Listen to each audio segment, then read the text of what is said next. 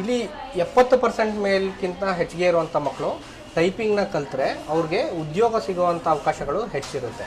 ಉದಾಹರಣೆಗೆ ಸುಮಾರು ವಿದ್ಯಾರ್ಥಿಗಳು ಈಗ ನಮ್ಮಲ್ಲಿ ಕಲ್ತಿರೋ 4 ಜನ ಕಳೆದ 1 ವರ್ಷದಲ್ಲಿ ಸರ್ಕಾರಿ ಹುದ್ದೆಗಳನ್ನ ತಗೊಂಡಿದ್ದಾರೆ. ನಾನು ಏನು ಹೇಳೋದಂದರೆ 70%ಗಿನ್ನ ಹೆಚ್ಚೇ ಇರುವಂಥ ಮಕ್ಕಳು ಈ ಟೈಪಿಂಗ್ ಕೋರ್ಸ್ನ ಕಲ್ತ್ರೆ ಅವ್ರಿಗೆ ಉದ್ಯೋಗಾವಕಾಶಗಳು ಎಸ್ಪೆಷಲಿ ಈ ಕೋರ್ಟ್ಗಳಲ್ಲಿ ಮತ್ತು KPSCನಲ್ಲಿ ಟೈಪಿಸ್ಟ್ ಮತ್ತು ಟೈಪಿಸ್ಟ್ ಕಾಪಿಸ್ಟ್ ಅಂತ ಹುದ್ದೆಗಳಿಗೆ ಅವರು ಅರ್ಹರಾಗಿರ್ತಾರೆ. ಇಲ್ಲಿ ನಿಮಗೆ KPSC ಬೇರೆ ಹುದ್ದೆಗಳಿಗಿಂತ ಹೆಚ್ಚು ಕಾಂಪಿಟೇಷನ್ ಇರೋದಿಲ್ಲ, ತುಂಬ ಕಡಿಮೆ ಇರುತ್ತೆ.